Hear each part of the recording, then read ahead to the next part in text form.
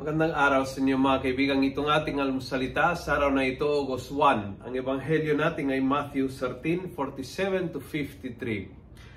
Sabi ng ebanghelyo, again, the kingdom of heaven is like a big fishing net let down into the sea, in which every kind of fish has been caught. Napakaganda. Ang kaharian ng Diyos ay parang isang malaking lambat na punong-puno ng iba't ibang klaseng isda. Don't be afraid to share the kingdom sa mga tao na ibang-iba sa iyo. Ibang-ibang kultura, iba't ibang pananaw, iba't iba ang punto de vista, iba't ibang ugali, iba't ibang kasalanan.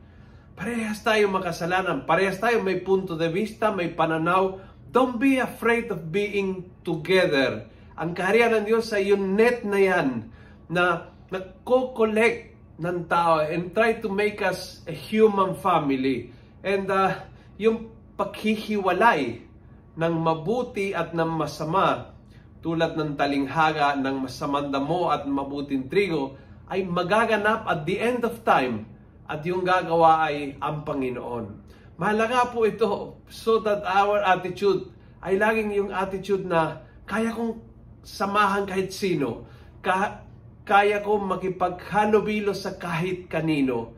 Hindi nawawala ang aking identity bilang isang Kristiyano, ang aking paninindigan, hindi nawawala ang ating pagpapahayag ng pananampalataya, hindi nawawala ang aking pagtatanggol sa mga katotohanan ng aking pananampalataya ay hindi mawawala.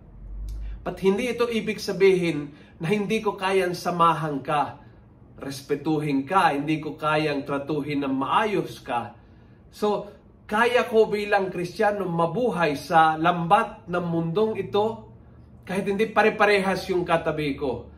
Kahit hindi kami puro tilapia, kahit tilapia ako at yung isa ay bangus at yung isa ay pating at yung isa ay dilis, kaya po naming magsama-sama.